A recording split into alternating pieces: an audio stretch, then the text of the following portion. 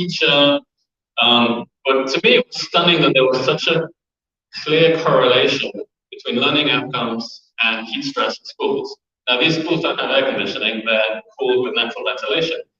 And so the indoor temperature is a function of the construction material of the school and the outdoor temperature and the roof material and how the airflow is designed. So it's not straightforward that every school will be very hot inside. But there aren't that many kinds of school construction. There aren't that many floors to them. It's not as complicated as modeling all the buildings. So what we would like to do is try to predict how cost effective would it be to paint the roofs white of the schools in Tanzania, and which schools would you paint white first in order to learning outcomes. So a pilot project has demonstrated that in Tanzania, and in fact, if you can see, this is a school from Tanzania. On the top, half the school has been painted blue, and the other half is the normal roof material, which is this rusty corrugated metal roof. On the bottom, they've painted the left hand white. So the blue is a control. So the idea is to show how much cooler is the white roof relative to the blue. And it was 3.6 degrees cooler up to 5 degrees cooler during the day, which is a very big cooling difference when you think of the temperature being like 30 degrees inside. And it's a very cheap intervention. And so the hypothesis is, and this is developed by a group called the Education Technology Hub in Tanzania, that actually painting the roofs white might be the most affordable learning intervention they can think of in Tanzania. Better than school meals, better than training teachers, better than deworming campaigns, which is really quite extraordinary. But then they've only done this for 20 schools. They've done this pilot in one school. So what we'd like to do is how do we use Earth observation and machine learning and AI to scale up this research and come up with something actually. So we know there are 25,000 schools in Tanzania. We can get satellite imagery of all of them. From the satellite imagery, we can detect the type of roof, the area of the roof, the volume of the building, and we can use machine learning techniques to estimate, well, how hot will the roof be inside? So we know the surface temperature from the satellite, the surface temperature of the material in the ground. We know the air temperature from meteorological models, and we know the material of the school. So we can then begin to model the indoor temperature, but we need to have lots of local decalibrated schools. So we need to then go and measure the indoor temperatures and outdoor temperatures of 200 or 300 schools. So what we propose to do is to combine the indoor measurements of the 200 schools with the satellite-based data to evaluate the indoor temperature to calculate which are the most heat-stressed schools in Tanzania. And then with the same data, you can estimate what is the cost of painting the roof white. How much does the paint cost? How big is the roof? How far away is it to travel? And you can come up with a metric that is the learning adjusted years per dollar of paint intervention. And it's a very simple metric, and it can give you a ranking of the first to the 225,000th school of the best intervention cost-benefit ratio. So I have a short video that I don't think the codec will play, but we will share the YouTube. Yeah, the audio is playing, but not the video. But we have done something similar in Tembisa, a township in South Africa, as well as in Bandung in Indonesia, where we've used community science projects to collect indoor heat stress data and outdoor data with temperature loggers, and have community-driven interventions for cooling plants. Now, a lot of this is linked to urban tree canopy, or to design, or what you do when the temperature reaches a certain threshold, or the community action. It's a very locally driven model. But for me, it also exemplifies maybe the best reason for community human intervention in the AI and observation space, which is that ownership. Even if it's not cheaper, even if it's not faster, even if it's not better, it raises more awareness, it creates more ownership, and ultimately it is more accepted. So that, I think, is sort of my last message really on what the digital Earth frontiers are. Thank you very much for your attention.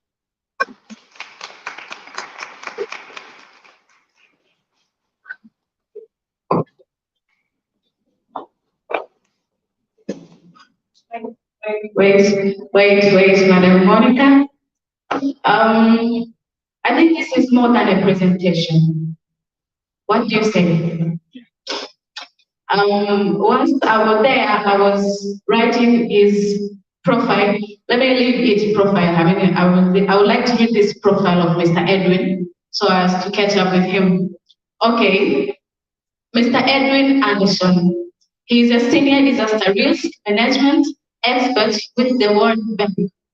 But that's not at all. He is also a visionary in the technology, development, and the community system. Edward was instrumental in bringing community mapping and open data to the center of the development sector, and also continues to lead innovation in the space. He has a deep connection to Tanzania and community here. I'll leave it here. He has a deep connection to Tanzania and the community here. I know you catch up with him. Let's clap the hands for him once again. Okay, thank you so much. Then it's a time for Madam Monica. She is a regional development in Kenya. So we have a lot to learn from her. Let's clap the hands for her.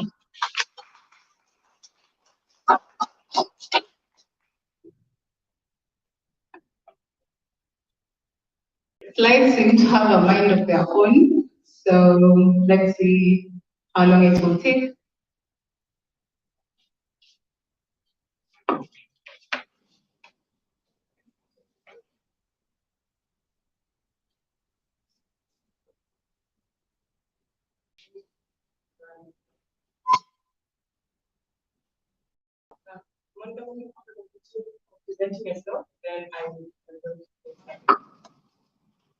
Great.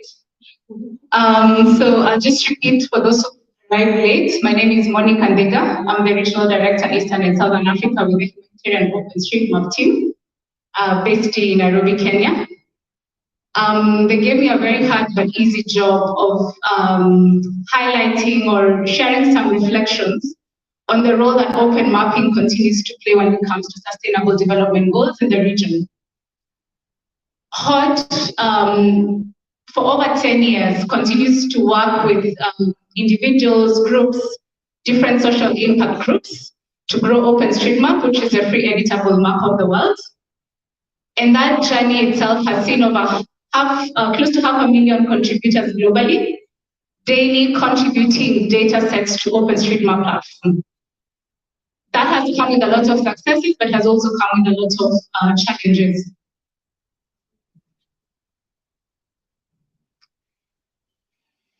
Taking you back to 2019, as part of the Global Partnership for Sustainable Development Data, HOT committed to align its work towards the SDGs, focusing on SDGs 1 to 6 and 11 in our work.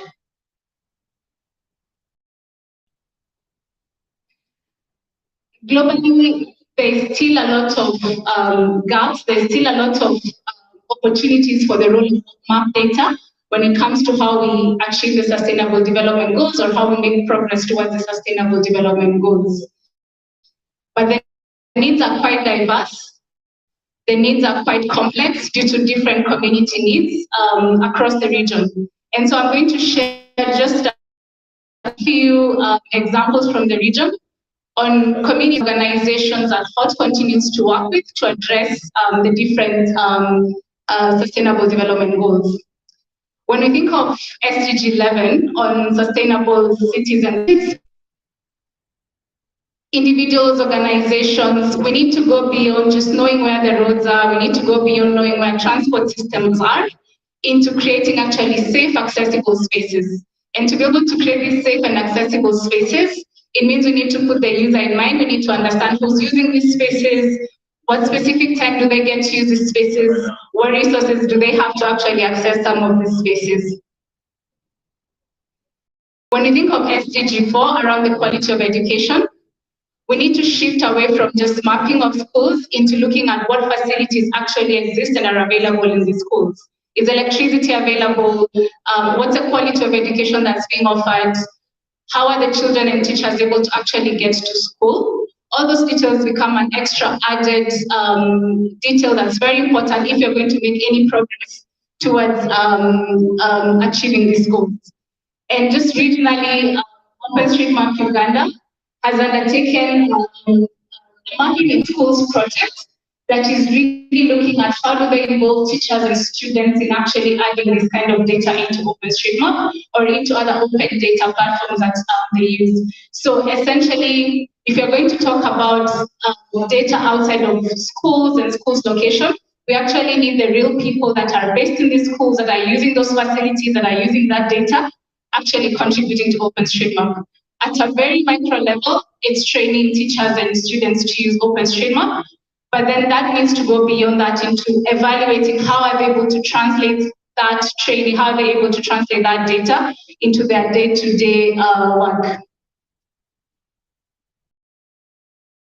When we think of SDG 2 towards zero hunger, globally about 2 billion people still do not have access to safe, nutritious, sufficient food. In Tanzania, OMDTZ has taken a community-based approach towards ensuring that meals around, maize flour, for those that are familiar with maize flour, are actually mapped in the region. And the goal here is really looking at solving a very specific problem. If at a national level, on a daily basis, about 40% of the population actually relies on maize meal for their day-to-day kind of nutrition, it's really important that policymakers, that governments, that institutions actually are aware where these meals are. But the question for OMDTZ, and that they will probably be sharing, is then how do you keep the data on these meals updated continuously? Because as you know, a meal will close today, another one will open tomorrow, etc. That still remains a challenge. And finally, I wanted to just give an example on climate action and work that's being done in Kenya with the county, the Nakuru Municipal Council, taking satellite imagery, digitizing that imagery, and then conducting field mapping that then helps to add local knowledge, that then helps to inform flood risk assessment. There are several challenges around all those processes. One, we're using a lot of community collected data, crowdsourced data, citizen-generated data. Credibility and trust in this citizen-generated data continues to be an issue. So how do we address that? Is it a technology solution that's needed? Is it an advocacy solution? Are we bringing in the right partnerships to ensure that we can solve that? There are still gaps in youth and innovation. When I speak to a lot of you, there still talks on how do we shift from just doing buildings and roads within OpenStreetMap? What innovations, social and technological innovations, do we need to be able to move a step further and actually add additional details on our building? What time does it open? What kind of services are provided? And that is just the focus on preparedness. There is quite a lot of focus on response when a disaster happens, when we have a humanitarian or development crisis. How do we shift our focus to actually being prepared as opposed to being reactive? These are just some of the kind of high-level challenges. The list is not exhaustive. There's quite a lot of other challenges. And I wanted to quickly touch on how HOT is looking to resolve some of those challenges through some of the programs that we have. In the course of the next 3 days, we'll be hearing from some of the partners that you're working with through the Open Mapping Grants program. And we'll get to hear from communities, from civil society organizations, what are some of the additional solutions, what are some of the additional projects that they have in place that are actually talking to how open mapping is contributing to the sustainable development goals. One of the things that HOT is really keen in doing is beyond collecting community-generated data, is being able to invest in organizational workflows. How do we embed OpenStreetMap into a government institution? How do we embed OpenStreetMap into, let me say, a regional NGO? It takes time. It takes not a day, not a two, not 6 months. So, and that's a lot of time and investment. And just to conclude, I wanted to remind us on why we are here for the next 3 days. How many of you have seen this image somewhere? Okay, cool. So the conference organizers had 4 clear goals for us. One, it's for us to prototype innovations that are happening in Tanzania, bring communities together, and also be able to learn from each other. So over the next 3 days, I think we can make some few commitments to either one, learn, or at least take the opportunity to promote an innovation that you're using that a lot more people can use. And by innovation, I don't mean a technological innovation. It could be social innovation. It could be a different workflow that you're using in your organization. Take the opportunity to share that with the teams here. And most importantly, like Monica shared, if that fails, enjoy the food, enjoy the country for those who are here. So thank you so much, and I look forward to us having a fruitful 3 days of workshops, and a few of us are still remaining behind for some additional field work. So I think Innocent should be doing this, but officially welcoming you to State of the Map Tanzania on behalf of Innocent.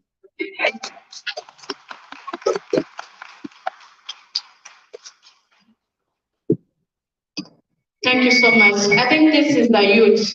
Let's clap once again for her. Okay, it's time for engaging everyone to mapping. So I would like to welcome Mr. Innocent for this session. Then welcome, Mr. Innocent.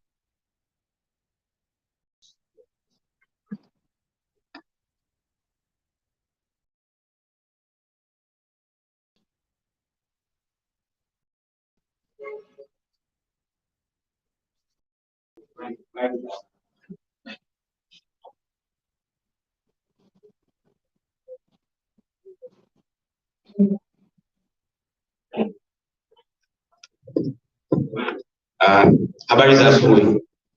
That's a Swahili word for good morning. As Monica said, the first thing first, I think I would love to, as I said before, I would love to welcome everyone to this event. It is for us as organizers to see the audience, as I said, because our experience in 2017 was we only had a local audience, and this year has been quite extensive. And we are very happy and humbled by that. So the first thing, can you clap for yourself? As Monica said, for those that this is their first time in Tanzania, I would sana welcome you all. Please experience whatever the culture can offer you. There is good food here, Swahili food such as ugali, there's chips mayai, with riding, and some others. But enjoy your time when you're here. And also, I'd love to also thank our guest of honors for such good presentation. So the next session will be speaking about engaging communities, engaging everyone in communities. Engaging everyone in community mapping. And for this session, I would love to ask my colleagues. I'll just introduce quickly, but I'd love to ask my colleagues, Edie Chazua, can you just come here? So Edie is our GSN technical person, and you might have, if you have time, please just check in with him after the session. Karim, have a seat here. If you have a minute, please just connect with him so that you can interact with him. The next person is Johannes Petro, who is our project manager. Karim Johannes. And the last person is Mustafa, who is also a project manager. The reason why I'm bringing these people here is because we have a few things to share with you today, which goes to the experiences that we've had since our establishment, and also since our engagement. The time we started engaging. For those that were late, I already introduced myself. So my name is Vincent Maholi, and I am the executive director of Open Map in Tanzania. And before I even start, I'll also borrow some of the Ramani Bria saying. Previously, we used to say Ramani Bria, there is some Ramani Bria, but I'm going to flip it a little bit to cover what's happening today. So if I say state of the map, say Tanzania. If I say Tanzania, you do state of the map. Is that clear? State of the map! I'm not feeling the energy. State of the map! Tanzania! That's it. So I'll just quickly introduce what's OMBTZ. OMBTZ is a legal registered NGO that was registered in 2017. But before that, we had a history of working on a project. Like most of the team members that you're seeing from the screen there had experience of working on a project that is called Brahman Care, which was funded by the World Bank. But also, we were all part of the humanitarian OpenStreetMap team, which was based in Tanzania. So that started in 2015 up until 2019. Even though there have been different initiatives within the World Bank and also within the other development partners that are into data and GIS in general. So as I say, we were legally registered in 2017, and moving forward, the way, so these are our pillars. These are the things that we are focusing on. The first thing is data collection, which means GIS data collection, special data collection. And with this one, I would like to put emphasis on the fact that we use community mapping approach to be able to work with the community members and create meaningful data that will be used for decision making at different levels. So our clients have been, I mean, in most cases, the data has been very useful to the government sectors, the private sectors, and public sectors as well, depending with different approach that they're using. If it's for health purposes, if it's for urban planning, and so forth. So with community mapping, we will have I'll have Johannes, who will give you a quick introduction on one of the projects that we did last year, which was a nationwide mapping, census mapping of the milling machines. So we went out across the country, collected nearly 35,000 data points that were connected to the milling machines, and collecting all this information to be able to create useful data for food security and nutrition purpose. So that will be Johannes covering that. But also on top of that, we are right now, and this is a little bit exclusive. So we are negotiating something with the World Food Program, which is also concerned about mapping all the schools across the country, same as the milling machines that we collected previously. So ideally, the program is meant for school feeding. In our cases, Tanzania is concerned, there is a school feeding program that makes sure that at least pre and primary students get different kind of meals when they are at schools at different levels. So ideally, we want to map out all the schools, collect all the data points, which includes the positions of the schools, the names, the registration statuses, but also the school feeding program, whether there is a school feeding program and what type of menu is provided. Apart from that, the next pillar is, I'll skip innovation for now, I'll just go for data analysis and visualization. So with this one, like we tend to do consultation to clients, but also apart from that, we also work with hand in hand with the government as well to be able to analyze the data that is either collected by us or otherwise collected by somebody that wants to do analysis and visualization.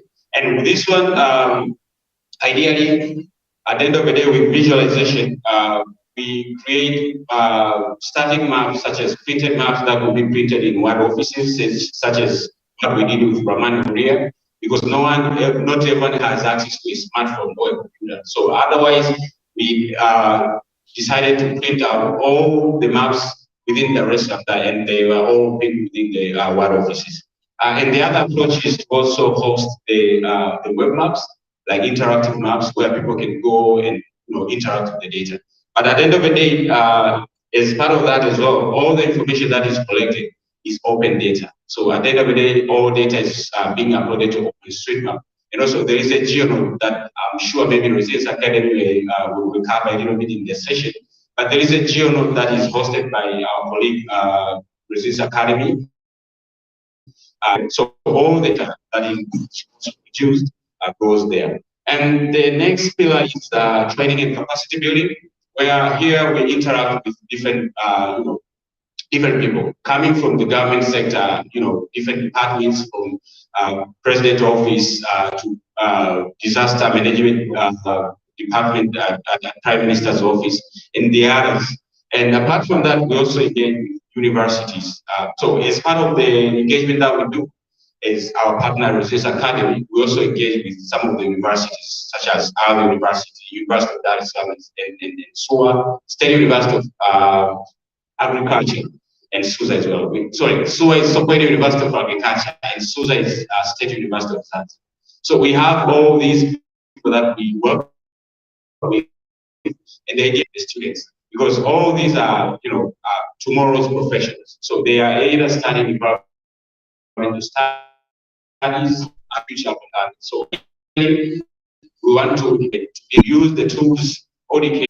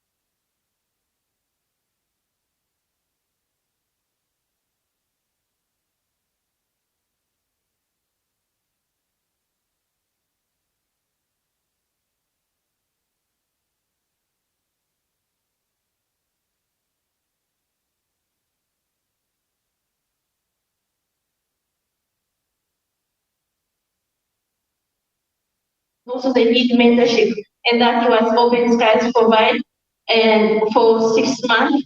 And also after that, we get them to be, we support them their project to be sustainable, so that they can either solve the problem communities, or they can be marketable into the competitive world that is happening right now. So this is one of the case studies. We have different projects, as you say, so far. Our target is to have 40 fellows across all 3 countries who have innovation ideas. So for the few places we have drawn, and this drone you can see it outside. It's here. You can see it, and you can see it flying today. It was a project that was done by fellows. It has 3 mechanisms: fire extinguisher mechanism, irrigation mechanism, and mapping mechanism that was done by fellows. But also we have flood distribution project that can predict flooding, that was done in Zanzibar. And also we had visual reality project. Someone who wants to experience in Zanzibar can use this visual reality and know everything about Zanzibar before going in. So these are the few projects that was done by fellows. We have other projects, as I said, we have 4 cohorts that happens throughout the entire project. We are focusing on, at the end of the project, we want to have 40 fellows, and so far we have impact. As you can see, students, one of the schools that fellows have done school workshops. Students were enjoying seeing the frontier technology, imaging technology in reality, inspiring them. This is one of the activities that fellows have to do. They need to inspire other youth in technology. We're doing different workshops showing cases what the prototype they have built. And as we say, when it comes to technology, usually we used to see people bringing in tools in our countries, but nowadays we say Africans can design things, Africans can build things, and Africans can fly. So we always say we can design, we can build, we can fly. Africa should be mapped by Africans. Thank you.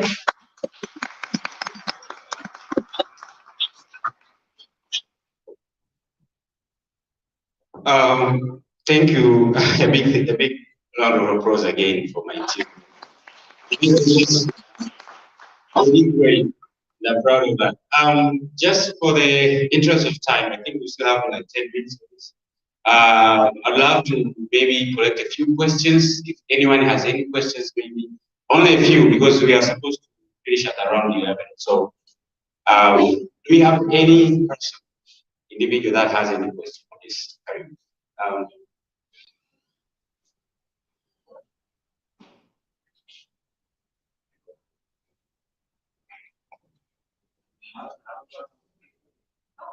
So,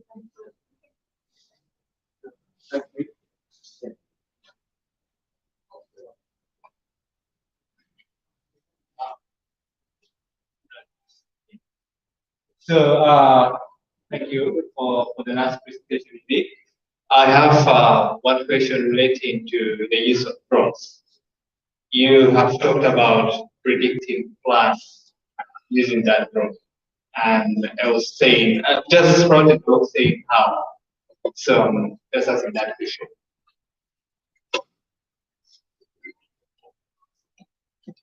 It's not the flood stimulation is the model. Drone has three mechanisms. Flood stimulation is a model that was created that can predict floods in Zanzibar. So it doesn't use drone. Drone can be used for correcting an aerial image that can be put in the flood model for the prediction of the stimulation. Thank you. Any other question? Fred, you want to add? Yeah, sorry. The drone is a tool, like any other tool. It's collecting data, which is then being used to create a flood prediction model. Any other question? Was it I agree? If no hands, that means everything was clear. Yeah. Gentlemen at the back. Thank you. I have one question. I'd like to know when your training is done. So maybe some of us can participate. Take the job.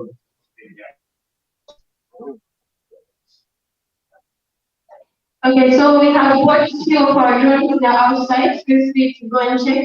But also, we can explain to you. But also, we have our office that you can come anytime and learn about drones or anything you want about drones. So you're welcome. But today we have few drones that we can showcase and how it works. You're welcome at our office. In addition to that, we have a session on Sunday with workshops. So yeah, that also will be a good avenue for you. And I think additionally, just get in touch with us because you are always welcome. So great. I saw another question here. Yes. Thank you. I just wanted to ask the question investment for the house. So my question is Okay. Here. I was coming back to Edward. I would like to hear a little bit about how you connect the drone and the AI. I know we can get in touch later, but just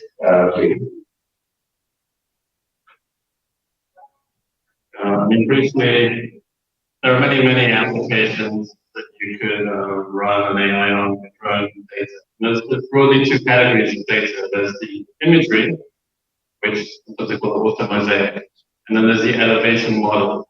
And in the elevation model, it's important to distinguish the surface of the buildings and the vegetation from the surface of the ground. So for like the flood modeling, you want to know where are the buildings, but you also want to know where the water flows, where is the ground. So like one application with AI is to learn how to remove vegetation, but identify the ground. Another application of AI is when you look at the auto mosaic is to identify what is a building and draw the polygons to classify the structure. That is a different AI classifier to the one that can look inside the structure and once inside the polygon and identify what is the material. You know, is this a concrete roof, a metal roof, a tile roof, or a parking lot? So you have different kinds of image classification. And it's not that it's dedicated just to drone imagery, so you could use it on street view imagery if you want to look at the side of the building and identify is this a building made of brick or concrete, is this a commercial building, or is it a residential building? AI can learn if you have lots and lots of training data, so the humans really have to come in and first set up the schema, create the training data, and then train the AI. But you don't start from scratch. So there are open AI models. There are many classifiers that you can take. But the important thing to understand is how suitable is it to your problem. So in the case of Zanzibar buildings, we were very interested in foundations versus completed roofs And this is not a kind of data that you get in California where the models are built, right? So you have to take an AI model that is specific to looking at routes and then train it with Zanzibar data. So it's just the beginning of a very big topic. Yeah, thank you. Thank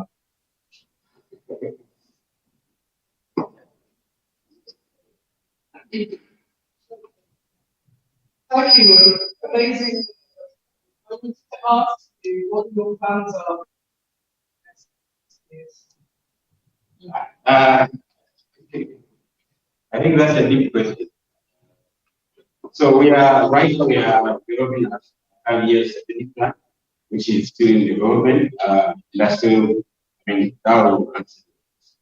But the plan is to keep going, not only for, we all know that, AI is, let's say, is doing some other kind of activities that are being done right now, like, digitalization and stuff. So but we want to position ourselves not in digitization or, some sort of that kind of activities, but rather in, collecting field data that can add value to AI. So that's the short answer. Yeah, there's so many activities that and I think that's it. We are 2 weeks away. So I'd love to thank everyone for being here, being very active, and being very interactive as well. We are still around. Feel free to reach out to us whenever you see us in the corridors. If you are based in Tanzania, that's even better for you because our office is located in the chain. So you're always welcome to visit. And for those that will be traveling back home, we shall keep in touch. But yeah, just feel free to interact with us as it is.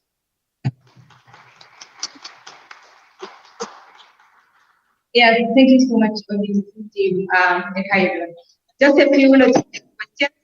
We can see on the timetable there are parallel events that are happening, and we're expecting people to move to the rooms by looking at the timetable themselves, and it didn't happen.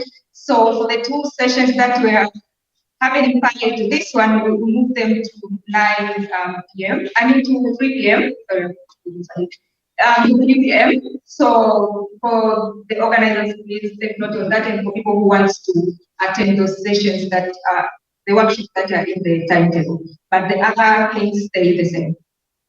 Is it clear or?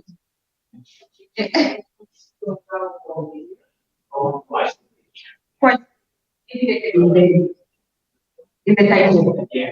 So there are parallel events happening. So you need to watch the timetable to see where you want. But after the feedback will be here for final discussion on how open data, after the trust of open data, there will be other workshops according to the timetable. So we are going to get that to the video. Make this clear.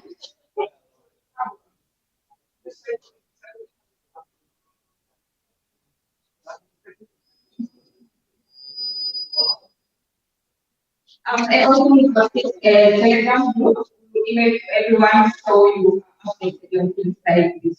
Thank you so much.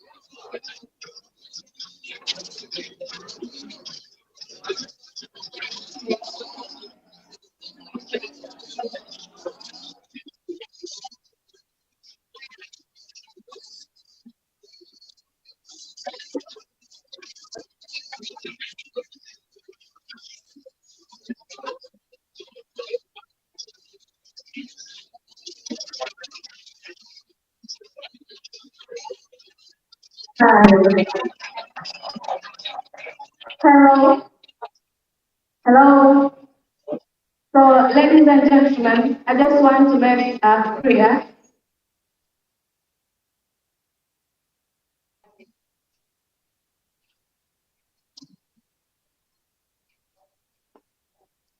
Okay, ladies and gentlemen, I just want to make a prayer information. As sessions still going on here, there are other 3 sessions going on. So there are some people who will remain here, others will just join the session at Buni House, and others will just join the session at Zizima Hall. And also there is session at Kilimanjaro Hall. So if you think you are responsible for Buni Hall, you just ask the volunteers and they will give you all the directions. Okay? And this is the main room, COSTEC. So if you think you are responsible for the COSTEC, you just remain here. For COSTEC, you have to remain here. For Boni, ask the volunteers, will give you all the directions, and Mzizima Hall will give you the direction. You will get directions for the volunteers, same applies to Kilimanjaro Hall. I think it's clear. Okay. Okay, now it's time for panel discussion. I would like to introduce Ms. Howard, please. Then there is Raya Ahmad, whenever you are. The second person is Ivan Dayton. Ivan, please, the floor. Okay, just sit there. Okay. Hari Kasunga. Okay, just here. And Emmanuel. Where is Emmanuel? Immaculate. Okay, Immaculate. Okay, just welcome. So it's the time for panel discussion, ladies and gentlemen. So you just give the concentration to them. And Howard will be the moderator of this panel discussion. So it's the time again. Thank you so much.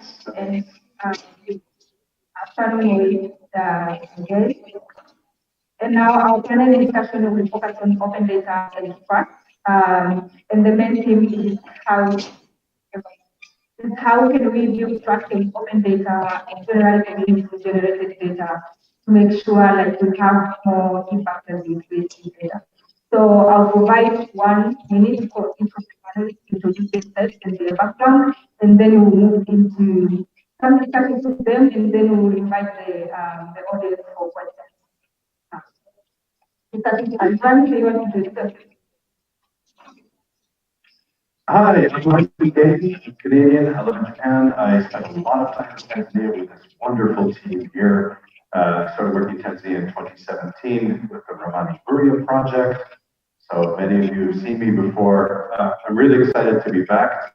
Time since the pandemic began that I've been able to see all my friends. And I'm really excited to talk about open data and how we build trust in it. And I'll give you a hint what I'm thinking about. You build trust in open data by having good data, and you have good data by investing in good people. And guess what's in this room? All good. We talk about that. Hi, everyone. Nice to meet you all. My name is Harika Sunga, and joining from Protoma, GIS analyst for the model mapping, discuss with you how we can build that trust in open data. So yeah. Hi everyone, I'm Ima Monjan with HOT. I'm the Global Project Associate with the Applied Mapping and Project Support team, and I'm from Tanzania. Yeah, I'm the Global Project Associate, but with a background in GIS and getting back to GIS. Hello everyone, I am Nahadia Tunga, co-founder of Tanzania Data Lab, and I lead data science and capacity development. Thank you. Thank you so much for the introduction. And just to set up the ground of discussion today, I just want to understand from your experiences, why is this topic so important? Like, what are the implications if we don't have trust for open data? Could we just like make it and then use it like we don't care about trust? Why is trust so important in this? If people don't trust open data, nobody will use open data. And the only data that will be used then will be belonging to institutions, companies who aren't local, who don't understand the problems, who don't understand the constraints, and who don't have the same motivation as local people to solve their own problems in the way that they wish. So in my view, the key to open data, and open data, by the way, isn't just data that you can download, it's data that you can edit. That's key. Open data is data that's actually provided by and for communities themselves.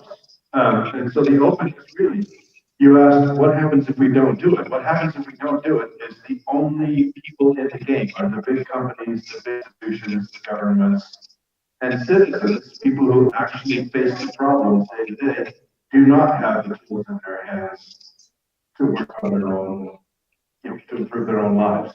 So it's actually, in my view, it's really a question of justice. Justice requires that local people be involved in and have ownership of their own lives and their own resilience and their own projects. And that requires then that the tools be accessible to all. So I think it's absolutely critical that we work on this. And thankfully, here in Tanzania, we're leading the world. You are leading the world in open data adoption.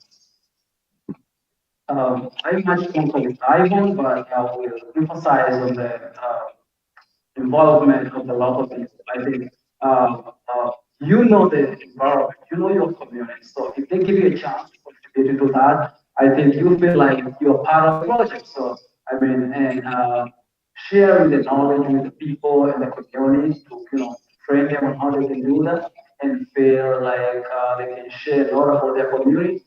I think that's make more quite good, and having a good quality time has been very good to open a lot of ideas to people how to make and solve the problem in their community. Yeah, and I agree with both of them. Like, if you don't have trust in your data, it is not going to be used. Let's say we want to build our data, and we want our data to be used. Like, I don't want to be editing on OSM. I don't want to be going to the field, adding data, and then at the end of the day, it's just sitting on OSM and saying, oh, OSM is populated, but it's not being used by anyone. So I think it's it's the OSM community. It should be their I don't know, motto, but also the local communities as well, to make sure that the data that they're providing to us is being used. So, for example, like the ONDTC team has collected the meals maps in all of Tanzania. I don't want that data to just sit in the database of WFP or on OSF. I want the local communities, the local people there to be using that data to do different things, to access their meals or something like that. So it becomes useful. Yeah, I agree. So data being available is not necessarily that it's usable. So when we talk about trust on open data, is that we are creating an enabling environment for that data to be usable. Yeah, so it's quite important because for people to be able to use the data, they need to trust it. And one of the things that we can do is to be transparent in the process.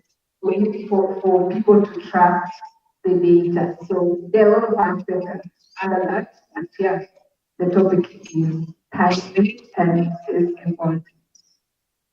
Yeah, so what I hear from you a lot is about like the use cases and the process itself. So do you think we should approach this differently? Like we should talk more about the impact, the value, and the use cases rather than talking about data?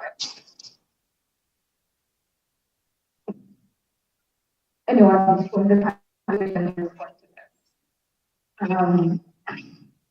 Yeah, data being available, it doesn't mean that people will use the data. So for people to be able to use the data, that is creating an enabling environment. An enabling environment, yeah, use case for people to know how to apply, but it can also be capacity building to capacitate people to be able to use the data. But then, for instance, now Tanzania has passed Data Protection Act. So that is on the regulation perspective, that is one step towards people, being able to cooperate on the data agenda. Because when you talk about open data, there is a process of data collection and usage. So creating that enabling environment, I'll just go back to that, is important, the infrastructure, etc. Yeah, and adding to what Maria said, yeah, I agree that we should have use cases for people to see how impactful data can be. And yeah, capacity building is super important, but also maybe you cannot, let's say I go to a region, I probably cannot train everyone in that region to be very, used to editing and OSM. So I think having champions in a specific word or a specific subword is also important. And those champions should be the ones that are, well, yes, adding on data to OSM, but also the ones that are championing or saying to people that this is how you use data, this is how you can add data and all that. And then I think at the end of the day, even the community members will see the usefulness of the data that is added to OSM and any other platform. Yeah, what to add there, I think there's also the important thing we can also put like quality assurance, people can check if the data that are added with people are really good and quality enough to use. But the important thing that also we can do is like use some cases on involving the community to see how this data can, impact or can lead to something useful. Adding just data and having data without knowing the quality of the data and not using the data is just like wasting the time. So involving the community and involving the people who are like, we call them quality assurance, so that they can check the data, if the data that are added are really good for you, and involving the community to see the impact of those data that they added. Good. Well, I would like to talk about breaking down the barrier between the user and the creator of data. So you said, should we talk more about the data users? Yeah, but why would we make such a distinction between the data creators and the data users? I would like to see, what's quality data? Quality data is data that works for me. And that's different in different contexts and for different purposes. Somebody might simply want to know how many buildings there are in a neighborhood. And so quality data consists of, just good enough digitization to get a good count. For somebody else, quality data might include really precise digitization of the exact shape of those buildings along with the height and roof morphology. Quality, what constitutes quality data, of course, depends on who's using it. Now, the best person to create the data that they want to use is the same person who wants to use it. In other words, where I'd like to see a lot of the investment go is into the community and the tools that allow people to create and use the data that they need for whatever they're doing. What works for me, if I can open an app with good open data and someone can tell me where I need to go to meet them, using their sort of local description of the geography. So local landmarks, or navigation via local landmarks. Somebody else might want to know how they can figure out where the historical floods have been, so that they can plan mitigation for floods. Now, whoever wants to do it needs to have access to tools and the community that they can work together with to create that data to suit their purpose. So I'm going to answer your question of should we talk more about the data users? Well, yes and no. We should actually talk about how the data users and the data creators are actually all part of the same community with ultimately the same suite of needs, the right tools, the right capacity, the right environment, and the right mindset, that trust in data again. Yeah, so I did a lot of data quality things. I want to start with you, Ivan, on the data quality. One of the things that when you explain to someone about OSM and open data, they say like, what is OSM? You try to explain that, you say like it's like a Wikipedia of facts. And they're like, do you find Wikipedia as your major source of information or as a source of information that you can cite? So that's the question that rises there, and also raises the question of like quality. You say like anyone can download the data, but then the question rises on like how can I trust this if just anyone anywhere can just add information in there? There was a wonderful study done almost 10 years ago on Wikipedia, and the study was done actually by the Encyclopedia Britannica. The Encyclopedia Britannica thought, well, this is a problem for our business, which turned out to be correct because I don't think they're publishing that anymore. And so they, their thesis was it can't possibly be the case that randos on the internet can generate information that's anywhere near the quality of the experts that we pay to write articles. So they commissioned this study to count the errors per article, and guess what? They lost. Wikipedia was ever so slightly more accurate. So it actually turns out that randos on the internet are capable of creating extremely good data. That doesn't happen in a vacuum, because certainly if you look at Twitter and Facebook, it's not the case that randos on the internet are creating reliable information. It's quite the opposite. What it requires is actually the right tools, the collaborative tools, the right validation. Which you spoke about validation here, of course. And that doesn't mean validation by experts. That means the right community mechanisms and incentives and tools. The way editing tools, like the OpenStreetMap tool chain, is actually built to empower the community to create good open data.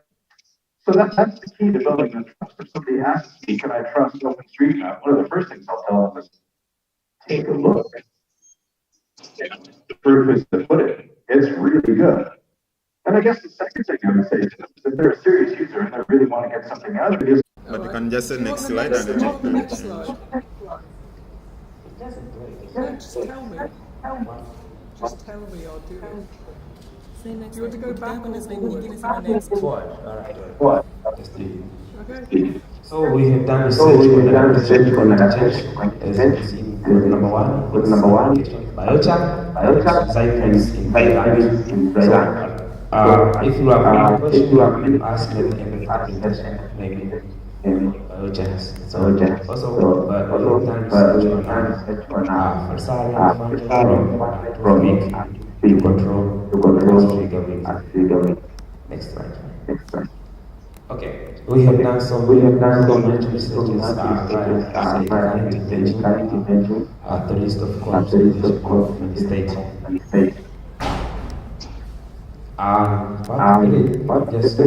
Just explain about extension, how we reach so many people.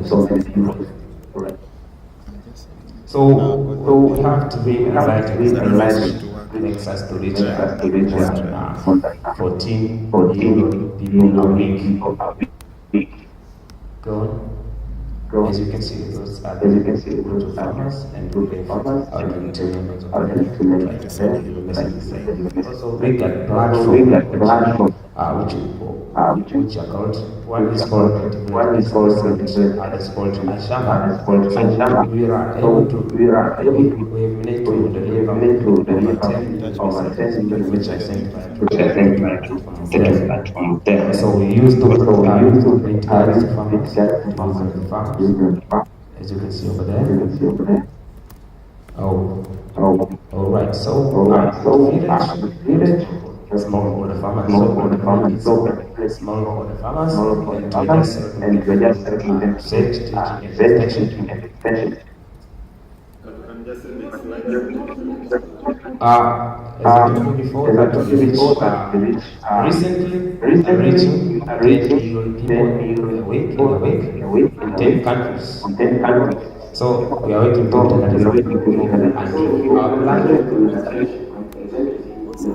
and our plan is to reach 10 million people a week in 25 countries by 2024. just kidding. So, as you can see, this is all about the extension. We want to extend so that we can reach more people in more African countries. All right, now, so due to this global climate, which is climatic change, we've adopted a model which is called COS. C stands for surveillance or outreach, and S for solution, as you can see in the board. So now, we need just do surveillance in this climatic change world. Also, we need to do a lot of research so that we can provide a solution and reach 100 million farmers. So, thank you so much, and if there will be any question, you can ask.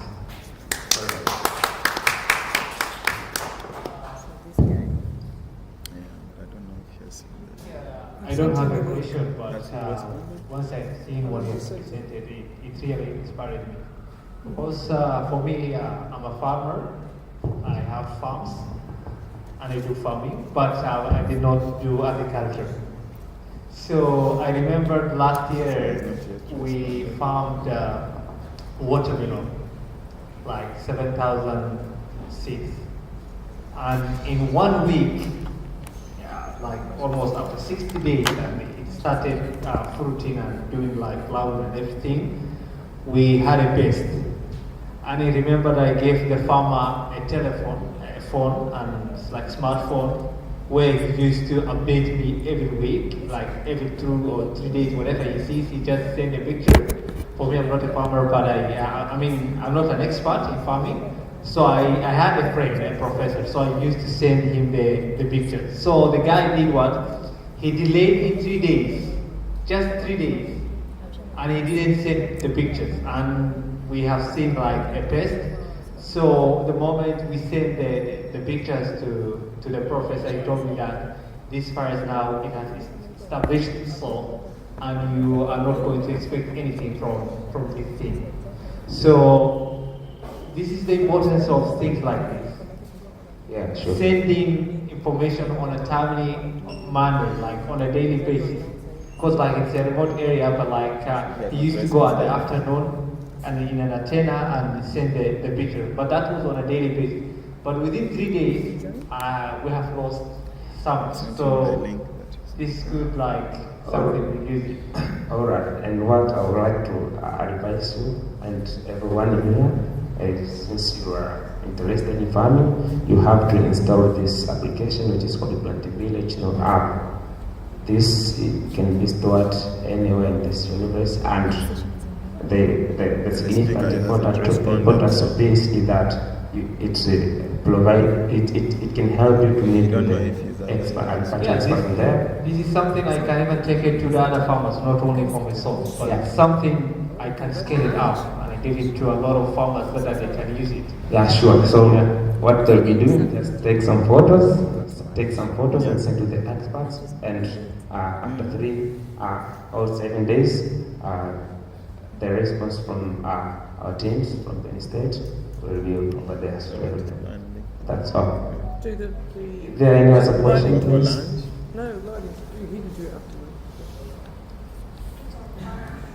after. Are the lightning talks before? Well, he's ready.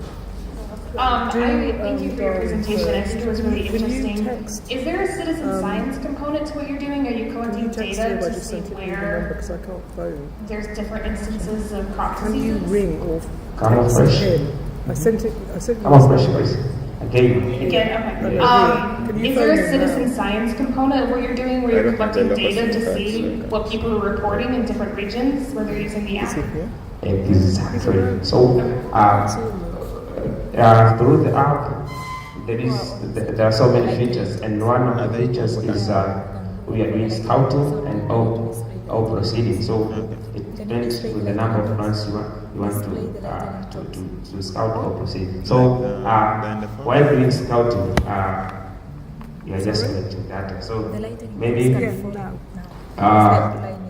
for instance, let me take example. Maybe you want to check the general farm maybe it's maize. So in case of maize, if you want to scout, you are going after 50 plants to farm in big plant or that grass. So by doing that data being collected, I think you get some partnership with farm. So those data uses that's it. Interesting, thank you. Thank you. You added me to the microphone. Can you hear me on the live stream? I just wanted to know the app is dealing with the farming, in which crop specifically, or every crop. I want to start farming. Oh right. I told you before. Free app. You can download it in the App Store or Play Store. We have different things for cassava, maize, sweet potato, but also we have refuges for other crops. So other crops we are now keep developing them. But if you have other crops apart from the one I've mentioned, you have to take pictures. Maybe you find your crops are not doing well, you have to do take pictures through that app, you will be automatically sent. So after some few days, you will have the answers. So that's how it's works. So that's how it works. I think I'm done. Thank you so much. Thank you so much. Okay, thank you so much, the speaker, for the presentation. For this time, it's for like to talk, and I would like to welcome some speakers with the biofield. Okay. The first speaker is Flora Pobbin, is a historian, author, and certified health educator. She also has a lot of and has been contributing to OSL for over 10 years on areas. This is Flora Pobbin. Welcome forward. And the next speaker is Darwin Pobbin. His bio is earning his PhD in analytical chemistry from Howard University. He worked 30 years at the Demo Company of Air, etc. As a chemistry and manager, and later technical information secretary, but for almost 40 years has created used and shown maps on Tanzania, so that they are profile. Welcome forward for the talk.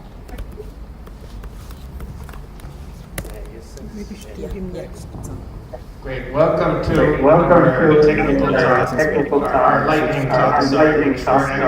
We're actually delivering a drink. This content of this entirely on information research in that Kilimanjaro. Some of it is generalizable, accessible, but keep that limitation in mind. And we're asserting in this talk that although OSM and other data sources typically use global language, there's limitations to that. For example, in English, and even in some cases with Swahili, there can be advantages both now and in the future for capturing local language data. Just to set the stage, little animation here will remind us how much matter has changed in our lifetime. We have two main objectives for this talk on how local information is entered onto OSM. One of our case studies is in across the region, the aqueducts which were built in pre-colonial areas. These aqueducts named after the people who named after the engineered people them. who engineered My them. point here is My point here is that it's important it's important to to keep local information local information for people for today people and today for and future for future generations. If generations. this, for If example, these this, for aqueducts, example, the these names aqueducts, are the not names are entered not or are entered or altered, are it's like altered, in history it's is like in being lost. history is being lost. Another Another example is on example road is on naming. road naming. Across Across Tanzania, Tanzania, there are roads there and are roads and pathways which pathways were named by which were named locals, by locals, and the names which and are the names given which to are those given to roads those had roads meanings had to the meaning people to the who people lived who in that live in area. that area. Currently in Currently in Tanzania, there's Tanzania, an there's effort an by the effort by Tanzanian the Tanzanian government to government name to roads. name roads. Last week, Last as week, I took as a I took a walk in walk the in familiar the familiar environment, environment, I took a I took a road road which used which to used be to named be as named as Nkuni Nkuni Road. Road. But as I was But as I was walking, I walking, realized I that realized that road that road today, today, due to the due to effort, the the new effort, effort the which new is effort being being carried out by the carried out by Tanzanian the Tanzanian government, that government, same road that same has road three has different three names. different Has names. Has Kisumu, has Kisumu, has Japan, Japan, after after a resident a resident that is actually that his is actually nickname, his not even nickname, his not name, even his and name, then and then the Nasua the Road. Nasua Road. So So the the question question that is posed we here, pose and here, I think and I think this is even this is more even relevant, more perhaps relevant, given the perhaps previous given the talk we had previous talk about we how had do we about how build do we trust build in trust the in crowdsourced the data. crowdsourced The data. question The is, question how is, should how OSM should mappers OSM mappers handle handle ambiguous cases ambiguous that cases appear when that street appear names when have street been names have been renamed with signposts, renamed with sometimes signposts, not taking the sometimes not established taking names into the account? established names into account. So, With the although we So, are certainly although learning we here and are have certainly learning perhaps here less and have experience than some of perhaps you less in experience than some of you OSM, we do in recommend OSM, that you we do include recommend that you traditional include names or the traditional local names names in or the OSM, local at least names in in the notes, OSM, and at in least some in the notes, cases, and the in some cases, multilingual the name meta multilingual tag may be name useful, meta tag may be which useful, if this which video if will this play, video will play, shows briefly shows how briefly this meta tag how works. this meta So tag works. for So this for this building, building, I'm going to try to run the video. Whoops.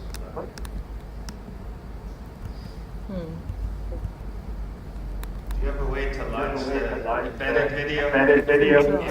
If not, where is it embedded? Where is it embedded in? Like it would be in it would be in presentation. presentation notes just by clicking. Okay, I'll just walk Okay, through I'll just walk through this it spare time. spare So time. in So this case, in the this case, red outline what's red selected outline in what's selected in OSM.org Carry and Co Carry and Co Market, Market, which is which familiar, I think, to familiar, most I of you think, if to you're most of you present in the audience here. present audience And here. in that example, there And is in that the example, name there is the field, name which field, which you can see right over here. see right over here. If you tap If you tap on the plus right sign, for that name field, right it next to that opens name another field, it opens edit another tag edit tag called multilingual. There you can There you select can the select language or the add it language if it or doesn't add it if exist, it doesn't exist, and and then then add a add a translation translation of of that tag. meta tag. Of course, you want Of an course, you want an authoritative authoritative source source for for Carriacou market Market building. You can actually look You it can up on the actually look it internet, up on but in the most internet, cases, but you in want most to cases, talk you to want an to talk elder to an who's a elder resident who's in a that area, resident for in that example. area, for example. So again, we are all learning here, but we want to offer this recommendation that you consider using established names for geographical objects, at least as part of the metadata when you capture. Also, just as adjacencies, feel free to talk to Laura Darwin, if you have if you interest have in interest areas in of areas ethnography of Tanzania ethnography and of transcribing oral Tanzania and histories, transcribing or oral on my histories, side, or on my privacy and side, information privacy and security information as the security system as mapping the system and mapping other types of data other collection. types of data So collection. thanks very much So for your thanks attention. very much for your attention. Thank you. Thank you. Waiting. Ask if there's any questions. Any questions so far? Any questions so far? You have a question? You have a question? Okay. Any question from this Any questions from this presentation, presentation, please? please? No question. No question. No question? No question. Okay, let's clap for them. Okay, let's clap for them. Okay, just wait. Okay, just wait. There's a question. This is not a question, this is something. This is not a question, this is something. Uganda, and the challenge you always find is that the streets hazard of tomorrow. and so it's really, And so it's really like good to to us supporting that because what when we you add add the name there, to add that the name there, even if it changes over time, at least we have how much the name has been changed, how much the name has been changed by the time the people still call it the people still call it their name. So when you get to a community and be like want to go to road, to them it's not yet that name. To them it's not yet that name. So it's something Okay, thank you so much. Let's clap for them. Let's clap for them. Okay, so now let's feel Okay, free. so We'll now ask let's any feel free. question, We'll ask any any question, compliment, any any compliment, addition. Now any it's addition. time for Now it's time for Ngaila Alpha. Ngaila Alpha. We have a talk from so Ngaila welcome. Alpha, so welcome.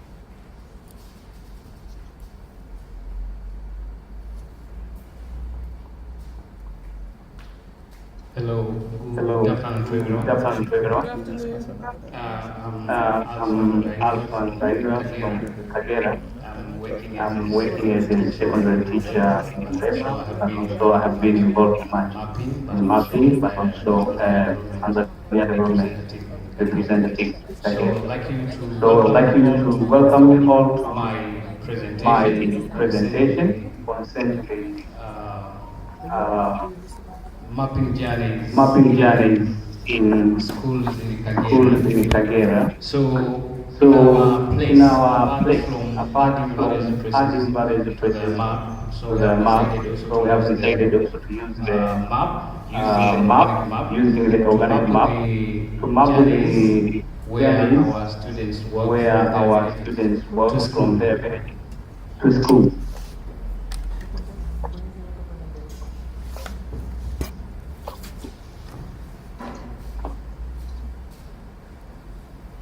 Yeah, that is some of the map showing some of the villages where our students are coming from. Showing some of the villages where our students are coming from. Next photo, you'll be able to see next some photo, you'll be distances able and to see kilometers some of that the our students walk distances from and their kilometers villages. that our students walk from their villages.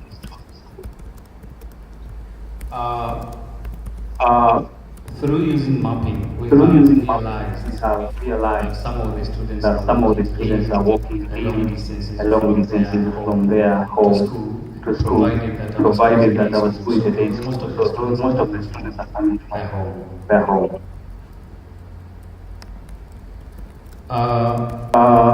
Before mapping we first identify the villages and the hamlets where the the students are coming from.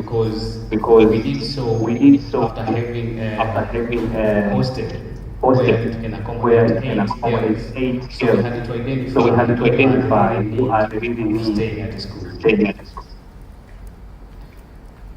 We have traced roads and the buildings in the open map by adding the local knowledge of the key places using the organic map. That was some of the photos coming from their home to but also we have this photo showing the students carrying their pharaoh who the malaria going up to the hill, going up to the where hill the up clinic is where the found. clinic is found. Currently, Currently, we are using the mapping to identify the girls who are in need to be at the school. But this was not possible area before because it was difficult to know who is coming where and where how much and distance how much each distance students do walk each to students school. walk to school. So it has enabled us, as I have said, that the distance the distance that each that students each walk to students walk to school. school. But also But this also has this helped has us helped us identify identify the girls who the are in girls who are in need to need stay at the to stay at the hostel. hostel. It has It also has means also that means we that we understand better the understand better challenges the challenges which some of the which some students of the arrive late students to arrive school. late to school. Before this, Before it this, was a it really was a problem really even problem us, we even us, teachers. we teachers. It was very It was difficult. very Sometimes we difficult. used to Sometimes give we used to punishment give to girls punishment to girls because they are because late, they are but late, later but after later doing after doing mapping, mapping, so now we came to so now we came to realize realize that there must that be a there must be a problem. problem. And sometimes And keeping sometimes girls at the keeping school girls at the because school are because the ones are the facing ones facing temptations on temptations the way on the going way and back going to and back to home. home. So So those are some of the those are some of villages the where our villages students where are our coming students are from. coming You can from. see there You can see there Kamishambo. We have Kamishambo. many students who are We coming have from many students who Kamishambo are coming village. from They Kamishambo walk village. 9 They kilometers. walk 9 And kilometers. the other And the villages other that you villages can see on that the you can map. see on the map. So this So is this is my talk. my Thank you talk. so much. Thank you so much. And if you And have got any if you question have got upon any my question upon my presentation, presentation, please go. So we're doing this one now. Yeah, I think we should. There will be an icebreaker first. There will be an icebreaker first. I'm interested to know the method of mapping that you use to allocate the schools and the villages. Thank you so much for Thank you so the much good for question. the good question. First of all, I myself, I used to walk up to all villages with the students, with the with their students, assistants. with their assistants. So I had to So I had add to all the add villages, all the villages, and and then it's where we then started now it's where we identify started how now many identify students are coming how from a many certain students village are coming and from how a many certain village kilometers from a and certain how many village. kilometers from a certain village. Have I answered your question? Have I answered your question? To know the method, actually you have said, the tools that you use to map in order to see on the map the distance from the school to the village, which method you use and Thank the you so tools. much. We are Thank you so using much. the We are organic using map. the It organic is an map. app which It is is an app which is found offline found in in the Play Store or the the App Play Store. Store, the App Store. Thank you for your Thank you presentation. for the presentation. I have some I questions have for some you. questions here. So, So, through having organic having map, organic it map, enables it enables the girls the to girls walk to from the walk hill from the village. hill village. Is that a question? Is that a question? Yeah, sure. Yeah, sure. You're You're right. because I have been Because I there have been for there 7 years for now. 7 years now. Before this Before program, this we had program, a we lot had of a girls lot who of left the girls school who left the school because of being because of being impregnated impregnated on on the the way way coming coming to to school. school. Some because they Some cannot walk because long they distance, cannot walk they long had to distance, access a they had lift to or access a motorbike, lift or which motorbike, also costed them to which be also costed them impregnated. to be And some impregnated. they decided And to some they quit the decided to school quit the because they school could not because go they and could get not back go and home. get back And it's home. terrible. And it's terrible. Maybe And I maybe would I like to would also remind you like to remind that you our that school is our found in a school is remote found in a area remote area where most of the students where are most of the coming from students are very low coming poor from very income low poor families income families that cannot even that afford cannot to even give afford their to give kids their kids meals, lunch. meals, They don't lunch. have lunch, They don't have lunch except for those who are staying at except the for school. those who are staying at school. Thank you. Thank I want to give shout out give shout out to to your work your actually work actually because what you are doing is really touching me as a TNA student.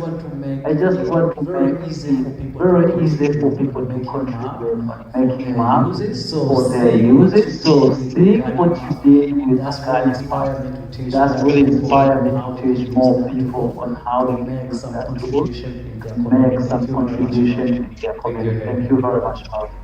Thank you again. Thank you very much. Thank you very much. First of all, I want to to congratulate you my for question, my question tool is session. through First one, tool. how long will it take you First to one, how complete, long will it take you to complete let me say, the project or this let me say, the application? project or this Also, I application? wanted to know, Also, I wanted have to you know, presented have this you analysis presented to this analysis to this is education this officer, is maybe to education know the officer, maybe to situation? know the situation? Thank you. Thank you. First, I managed to First, do this I work managed to by do the this work support by from the Janet support Chapman from Janet Chapman that have been that involved have much been in the involved school, much in the school, and and she's the chair she's for the chair TDT, for and TDT TDT, has and done a TDT lot has of work done a from the lot of school work from the for school making a better for place making a better for place learning, for especially learning, for girls. Now especially that for their girls. grade is Now more that than their 80, grade is more than they're 80. still there. But That's also good. the But second also the question, second question, for sure we have been for sure, organizing we have mapping been with the organizing district mapping officials, with the district but I officials, have not but I presented have this not to the presented this district to the officials. district officials. Maybe I will. But Maybe also I I would will. like to But leave also, I would like to leave a challenge for a mapping challenge for organizers. mapping organizers. I think now is the I time think now to is the time start thinking on start how thinking on to how to launch mapping launch clubs in mapping secondary class school, in secondary sometimes school in primary and school, because sometimes this in is an primary school because this is important an thing for the important new thing generation. for the new Thank you so generation. much. Thank you so much. Okay, thank you so much. Okay, Okay, thank you any so much. compliments? Okay, any No compliments? compliments. Okay. No compliments. Okay. Thanks very much. I just want to Thanks add, very much. I just it want was to really a add, nice it presentation, was and really a I really nice liked it presentation, and I really liked it you are really talking about when you are that really because talking about very that sensitive. things, So I'm very now sensitive. happy So to I'm tell the now audience that uh, clubs are being laid, and happy then you realize that the reason that they laid, to realize then that I they recommend made. Then I recommend that she take these decisions to the that she decision take these makers, and decisions to the in terms decision of the makers, school or in and terms of in terms of government the level, school or in that terms they of do government level or affirmative local action level, that for the they do girls, affirmative whether action it is for the then government, given the whether it is positive given discrimination in terms of either positive discrimination when they become either late or when they feel like when they become late even or when they feel I like have studied even in Uganda, so I there have is a studied policy in I have Uganda, much so there is a there about policy I have much about affirmative action, which the include affirmative if action, girls which include score if girls 58%, score 58%, they will be upgraded to the they will which is be the pass upgraded marks. to this is a pass That's mark. encouraged a lot of young That's girls encouraged to a lot of stay young in girls school and stay in in school terms of and those long distance or those long living after distance, pregnant. So I even after encourage pregnant. a lot of things that we So I can take encourage advantage of, a but lot also of things to that we ensure that can all take girls advantage remain in of, school and take that from to public ensure that education. our Thank you girls very much. remain in school. We take that from the Thank you. Is it a compliment? Thank you. That's the rest. Is it a compliment? That's the rest. Thanks so much to the presenter. It has been a very enlightening Thanks so much to the talk presenter. to get It's to been know a what very enlightening our talk brothers and sisters to are doing on the get to field. know This what is to our the brothers and sisters community, are doing on the and field. I think This this is something is to that we the should also community, and I think this is that we take should good have concern. Is that we do have lots a good of start. community That we do members have a lot from of OSM or community every members other from communities. OSM We are a lot, or the community. but We are a lot. But let's start. honestly, Few of us we start. know how to make Few a of us, positive you know, communication of what we contribute to this community. Most of the community members, they mostly know we are supposed to map, to produce the data, but most of the community members also don't know how to have those data we do generate in solving their very local, even their very personal challenges that they face down to their very own community. So to the talk that have been delivered by the brother, by the minister there, I think this tells us that there is a great need to improvise and improve the way the community make use of the data we generate in solving our very own down problems that we do have in the community before waiting for organizations, because I appreciate you're a teacher, but you further see it's very important to help your students to attain what the government or the school wants you to provide to your students, but rather the next step ahead to see how, to the best, they can have you're obligated to provide. So I think as an organization, we should also see how to make this community of more use in solving the problems rather than just contribute in terms of other generation. Thank you. You don't think we should do this? Thank you so much. Let's clap for him. Okay. So we have one more presentation before lunch. One more presentation before lunch. We're going to do the icebreaker. Oh.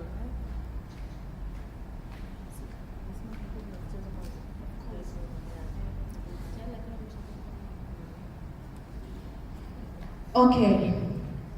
I don't see the smiling face here. Can you stand up, please? Just for a while. Okay, we're gonna play a game, a very short game. Make sure there is a person at the right and left side of you. You just find yourself. People at the back, you can come close. Let's make it check. I've said, make sure at the right and the left side of you there is a person.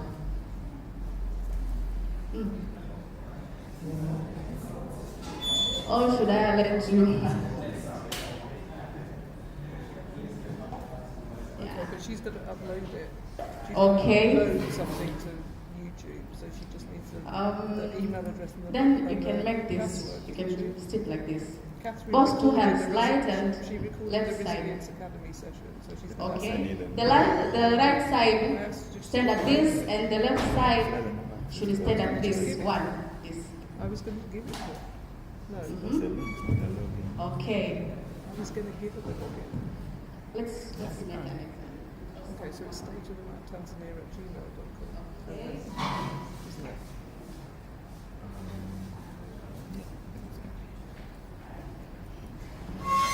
Have you seen? So, one hand for this and one hand for this. And make sure the person beside you make this. Just do this. Yeah. Already? She used to send it. I trust her. Today I learned you guys. Really? Yeah. Okay, the intention is this. Make sure I will count 1 and 2. So when I say 1, you just stand still. And when I say 2, make sure you catch somebody. And make sure nobody catch you. You get my point? Yeah. No. So when I said 1, you stand still. When I say 2, you just make sure nobody catch you. So you move forward. You will move downward. Okay? Yeah. But make sure the other one you catch up. So make sure nobody catch you and make sure you catch somebody. Okay? Okay? No. Okay, I'm counting here. When I say 1, you just stand still. 1. 1. No. Okay, one more. I mean, last time, one more. This is the last session. Okay, 1. 1. Just say 1. 2. Okay, who catch somebody? You catch somebody. Okay, who catch? Okay, thank you so much. Next session is online presentation, so I hope everything is on setup, right? We hope so too. Yeah, Gamid is ready, and yeah, this is an online presentation, so we are not very sure if the tech is going to work, so bear with us, just testing it out. So Gamid, can you try to speak, just to make sure people can hear you? Hi everyone. Hello everyone. Can you hear me? Can you try again? Hello everyone. Can you hear me? So you're good to go. This is actually on biodiversity awareness in terms of influencing policy. We're having programs on environmental education, programs on ecological restoration, and youth programs, and as well as citizen science as one of our strategic areas of focus. So with the citizen science program, which we have done so far, was actually a project initiated in 2021. The project was funded by the National Geographic as an Explorers Grant program. So the project actually integrated the youth program, which is the Tanzanian Youth Biodiversity Network within the organization.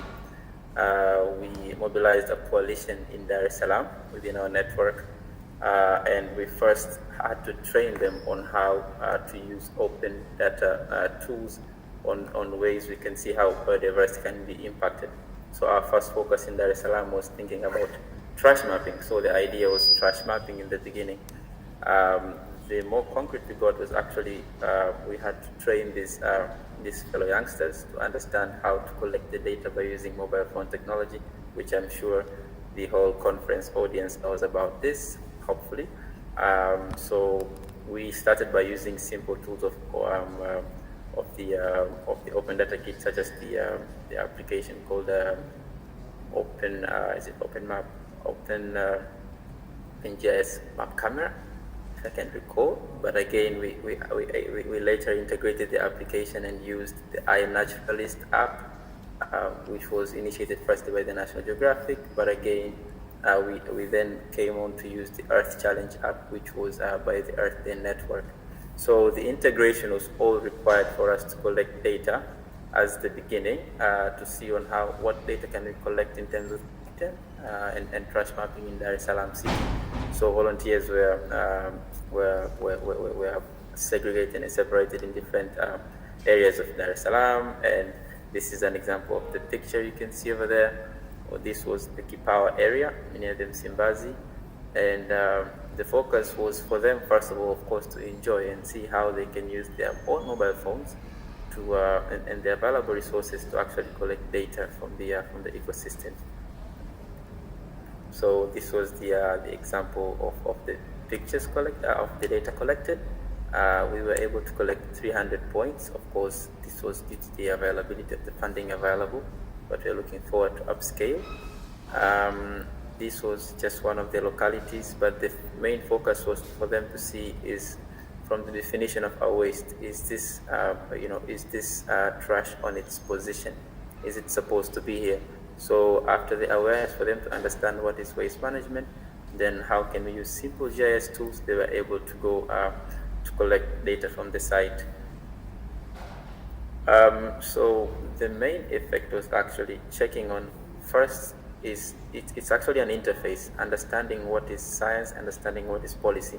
So if we might be hearing of the IPBS is actually the governmental platform on biodiversity and ecosystem services. What they do, they use science to influence policies.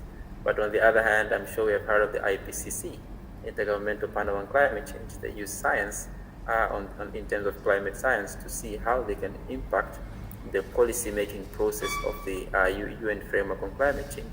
So from the roots of our organization, it's actually an organization which has been working and accredited by the United Nations Biodiversity Program, to which luckily enough, the executive director who just shifted a week ago was a Tanzanian.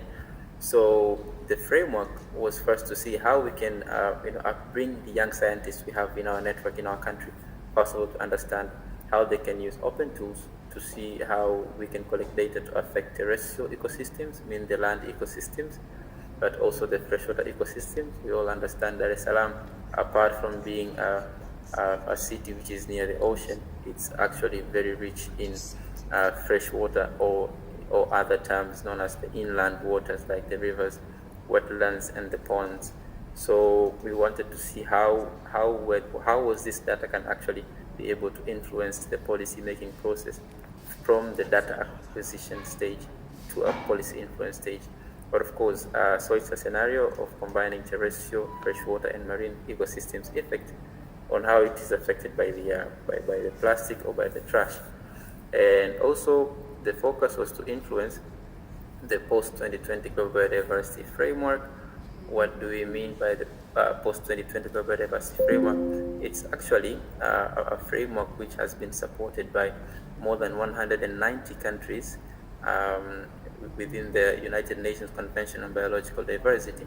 This framework has just been launched December last year in Canada, Montreal. So countries and policymakers were able to come together to decide on one agreement after four working years, to decide what are the positions, what is the state of biodiversity, and what decision can we make collectively to protect biodiversity, and what is the binding nature of the agreement in this take of protecting our biodiversity. So they were able to come with also regulations, which we hope they will really be binding, because policy which is written cannot necessarily be implemented by the individual member states. So one of the targets was actually focusing on pollution, and the pollution, apart from the pollution which is due to chemicals and other types of pollution, it was actually pollution which is focused on the debris or mainly trash or solid waste pollution, which of course can have different types of chemicals itself. So the regulations, we are trying to see how we can use data to influence the post-2020 global biodiversity framework, to which Tanzania is a member state. The Vice President Office is actually having a focal point known as the UN Biodiversity Focal Point, or the CBD, Convention on Biological Diversity. You can check the website of cbd.int, as written on the slide, and on the best ways to see how we can influence the national biodiversity strategies and action plans. Actually, this has been, you can simply say, as the forgotten sector, not necessarily in our country, but forgotten sector, which has been much more covered by climate change. But actually, we're having a special strategy for the country, which is known as the National Biodiversity Strategies and Action Plans, which actually hasn't been reviewed yet, and it's actually now on review. So it was reviewed from 2016. The last one is from 2016 to 2020, and now we are reviewing, and we are seeing, we want to add value as youth and non-profit and CSOs to see how we can add pollution data to the National Biodiversity Strategy and Action Plans, and them understanding that this is actually one of the ways to monitor waste management and to monitor biodiversity protection and conservation in cities as well as urban areas. So yeah, this is actually my last slide, just so to say, and actually we wanted to see the best ways on how to influence policies by using data. So it's basically a phase where I can see many of the stakeholders in the data in the data arena, which is also a challenge to the audience here. I'm bringing up to you that where do we take the data? Because what we believe in, data has to influence policy, because if the interface is not close enough, then how can we do we end up working with COSTECH? Can COSTECH also take us furthermore to the to see how we can actually link with the central government itself on how we can influence the high-level position papers of the governments, and to see the national position, what is the waste state in terms of the data available collected by different stakeholders. So that's my take, and that's my presentation, and thank you all for listening, and sorry for taking your time. Thank you so much. Yeah, thank you, Gamit. Anyone with a question for Gamit? Yeah, no questions from the audience. Thank you so much for your time, and enjoy the rest of your day. Thank you.